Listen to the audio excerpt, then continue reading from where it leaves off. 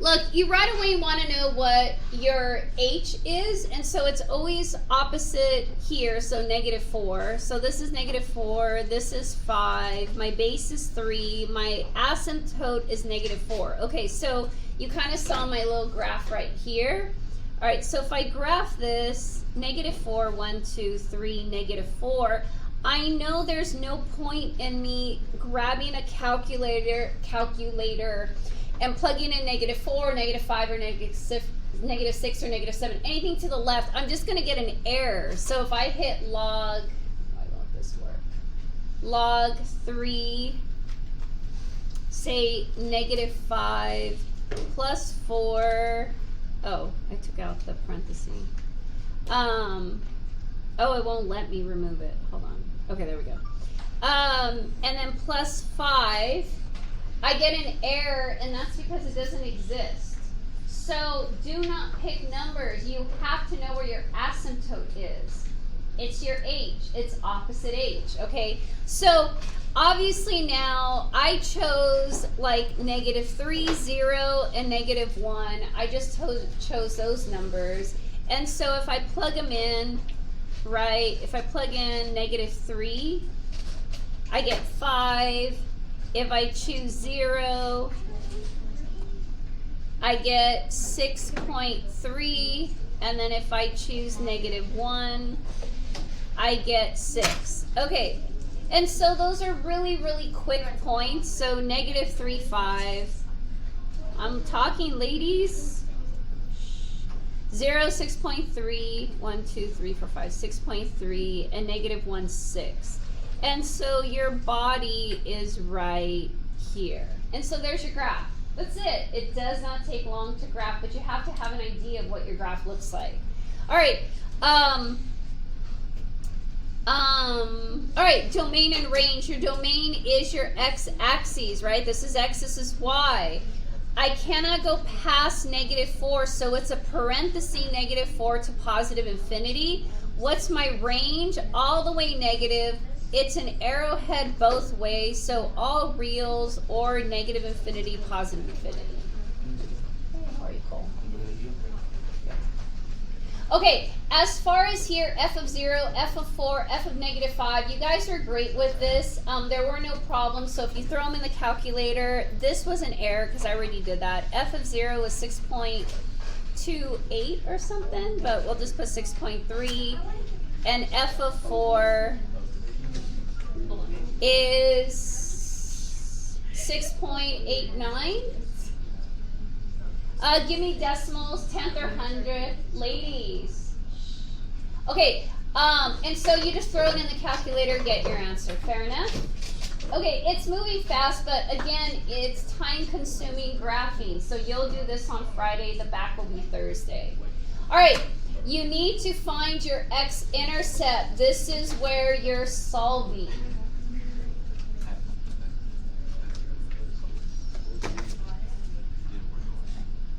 Okay, how do you find your x-intercept? You let y equal 0. So let y equal 0 and solve. So I have 0 log 3, x plus 4 plus 5.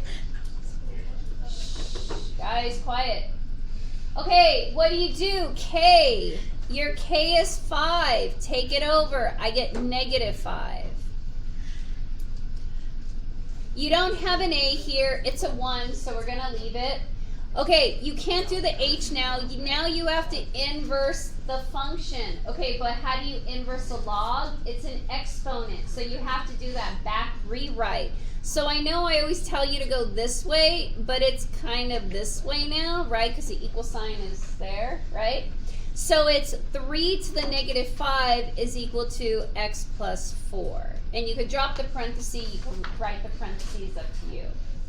But your base is to the x, which is equal to the argument. All right, so 3 to the -5 is equal to x plus 4. All right, you don't have to write the parentheses, you could just leave it off.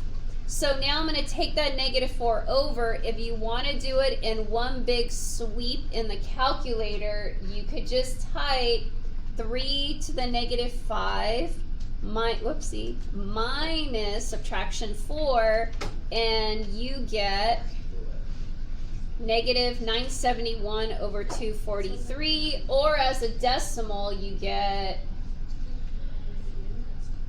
negative 3.9959, whatever. So you could jam up the calculator if you want. But that is your your x-intercept, which is right here. So it's saying it crosses around negative 4, which there's my negative 4, there's my negative 3. It's like right there, which is kind of accurate. Remember, it gets close and never touches the asymptote, so don't let it touch it. And then what's your y-intercept? It's easy. You just let x equal 0. It's already in the table. And so I got 6.3 here. It was also right here. So your y-intercept is actually here and here. You already solved for it twice. Yes?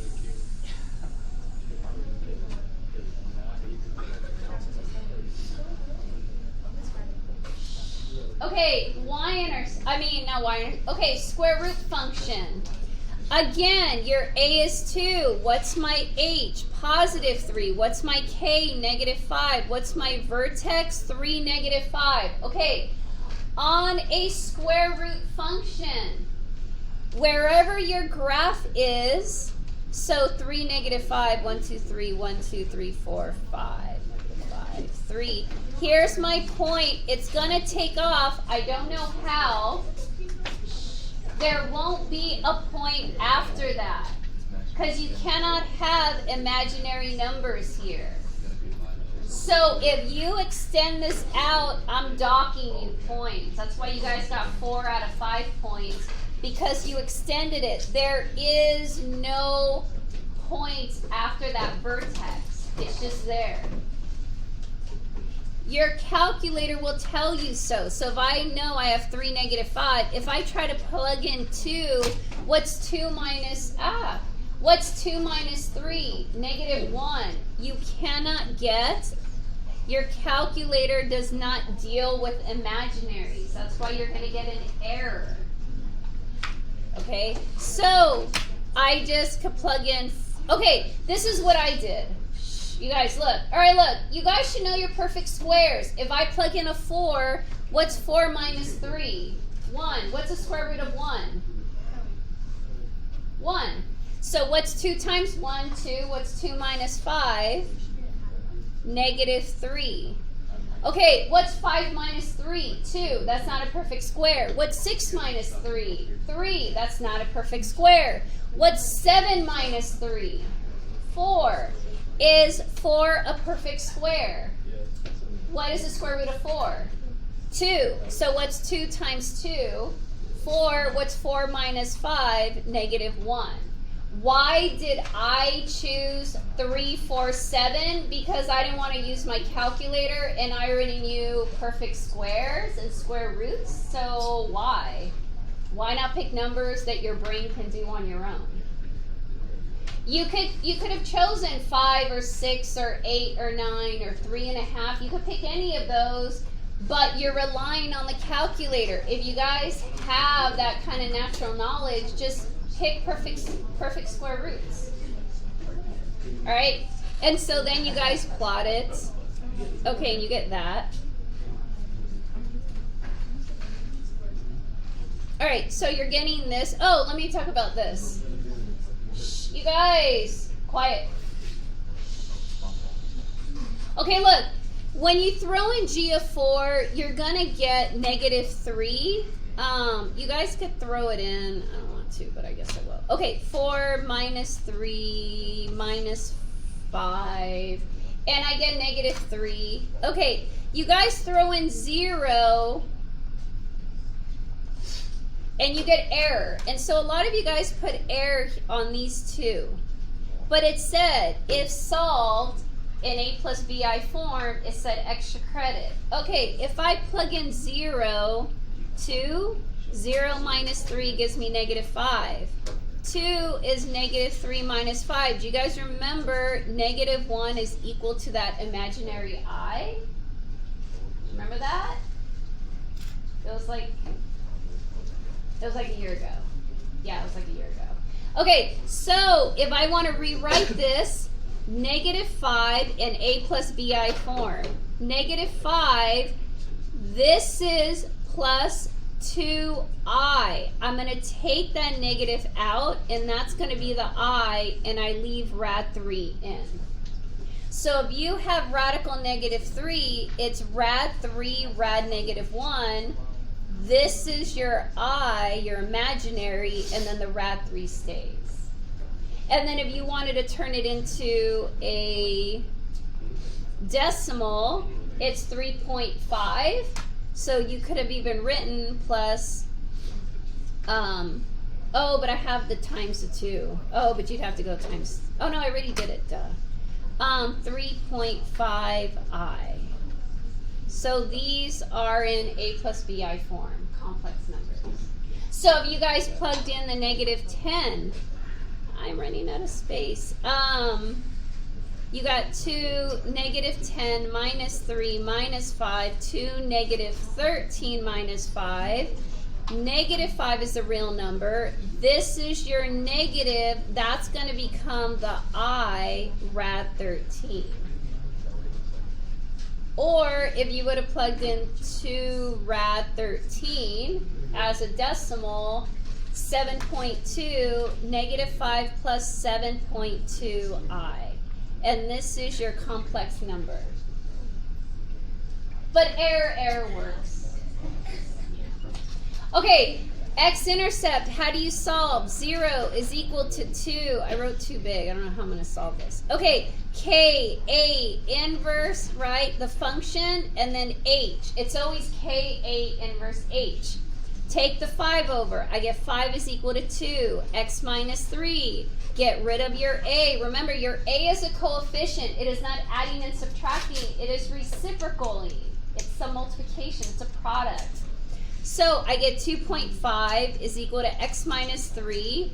Now you inverse the square root. So square, what is that, 6.25? 6.25?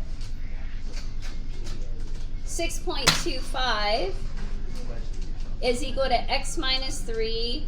Add the 3, I get 9.25 is my x-intercept. So it's going to cross the x. I know my graph's way over here. 3, 4, 5, 6, 7, 8, 9. Okay, close enough. There you go. Okay, there's your graph. Yeah? It's algebra. All of this is just algebra. Okay, it's a long video. It's 13 minutes.